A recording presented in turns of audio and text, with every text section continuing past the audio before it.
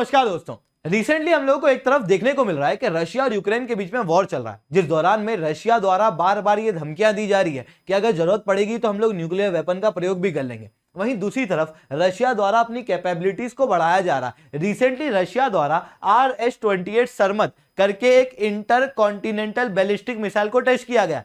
तो उसमें कौन सी बड़ी बात है, रशिया के पास में तो बहुत सारी बैलिस्टिक मिसाइल है, ये कोई ऐसी वैसी बैलिस्टिक मिसाइल नहीं है, ये दुनिया की अभी तक की सबसे खतरनाक बैलिस्टिक मिसाइल है।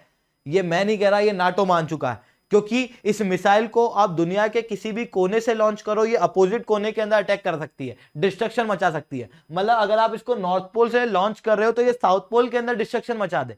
इतनी खतरनाक ये बैलिस्टिक मिसाइल है जो कि हाइपरसोनिक स्पीड से चल रही है और कुछ मिनटों के अंदर ये देशों को तबाह कर सकती है। इतनी खतरनाक ये बैलिस्टिक मिसाइल जो है वो बताई जा रही है। रिसेंटली उसका टेस्ट जो है वो व्लादिमीर पुतिन द्वारा ऑनलाइन किया गया था, मतलब वीडियो कॉन्फ्रेंसिंग के ऊपर किया गया था, जिसके बाद उन्होंने कहा कि इसके बाद में हम लोगों के दुश्मन जो हैं वो हमसे कुछ भी करने से पहले 2 बार सोचेंगे।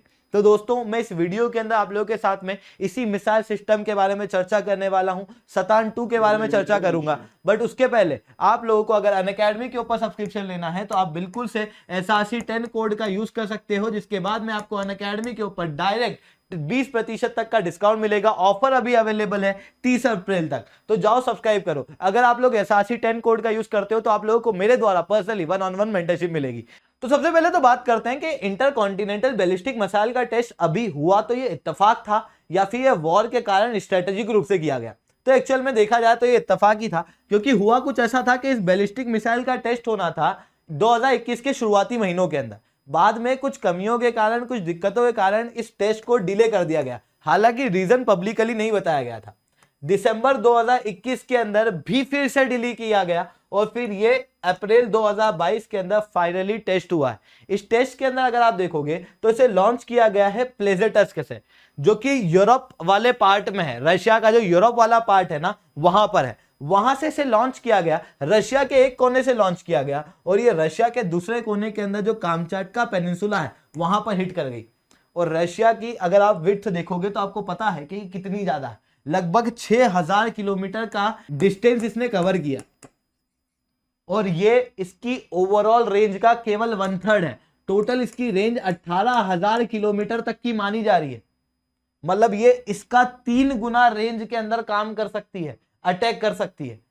इस मिसाइल सिस्टम को रशिया इंडक्ट करेगा, पर अभी इसके 5 और टेस्ट होना बाकी है। उसके बाद रशिया इसे इंडक्ट करेगा।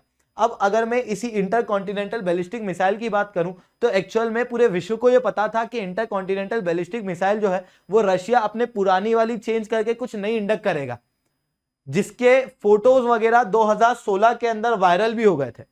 बट 2018 के अंदर व्लादिमीर पुतिन ने state of the nation address, जो कि फेडरल असेंबली के अंदर हुआ था, वहां पर बाहर आके खुद ही बताया कि अब हम लोग इंटरकॉन्टिनेंटल बैलिस्टिक मिसाइल यानी कि सरमत मिसाइल को 2022 तक एक आर्मी रेजिमेंट के अंदर इंडक्ट कर देंगे। और फिर अभी उसका टेस्ट हुआ। ये जो मिसाइल है ये 2009-10 के अंदर इसका डेवलपमेंट शुरू हुआ था, ऐसा माना जा रहा है कुछ रिपोर्ट के अनुसार। और कुछ रिपोर्ट के अनुसार यह भी माना जा रहा है कि 2000 के शुरुआती समय में इस मिसाइल को टेस्ट किया गया था।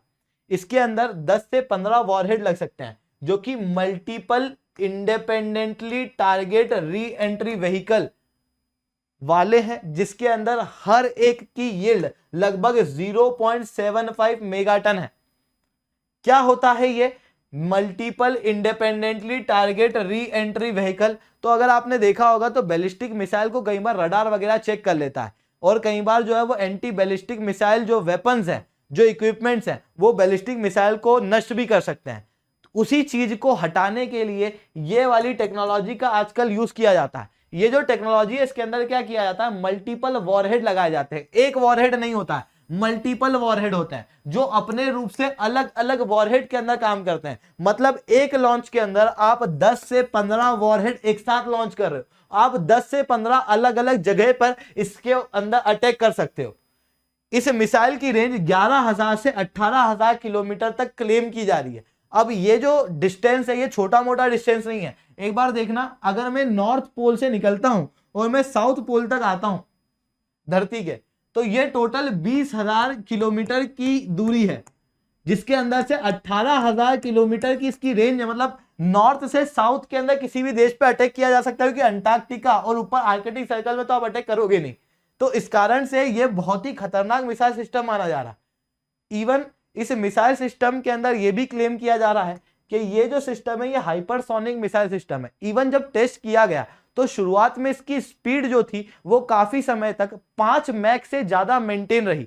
हाइपरसोनिक मतलब क्या होता है? ऐसे मिसाइल सिस्टम जिसकी स्पीड साउंड के 5 गुना स्पीड से ज्यादा है, उसे हम लोग हाइपरसोनिक मिसाइल सिस्टम कहते हैं। और यहां पर हम लोग को वो देखने को मिला जिसके कारण से इसे रडार वगैरह के अंदर इंटरसेप्ट कर पाना और भी मुश्किल हो जाता है। और क्योंकि ये हाइपरसोनिक है, बहुत तेजी से चलती है, ऐसी कंडीशन में अगर इसका अटैक किसी देश पे होता है तो उसके पास में इस मिसाइल सिस्टम के लिए तैयारी करने का बहुत कम समय रहता है। इसी कारण से ये बहुत ही खतरनाक मिसाइल सिस्टम मानी जा रही है। वहीं इसी की मिसाइल सिस्टम को अगर मैं अभी तक की बेस्ट मिसाइल सिस्टम से कंपेयर करूं तो वो इसके सामने कचरा लगेगी। अभी तक की जो बेस्ट मिसाइल सिस्टम थी वो सतान थी। सतान भी नाम नाटो द्वारा दिया गया था। ये भी रशिया की मिसाइल है, R-36M वोदा। ये जो मिसाइल सिस्टम है इसकी रेंज 16,000 किलोमीटर थी, पर अभी जो सतान 2 है उसकी रेंज 18,000 किलोमीटर।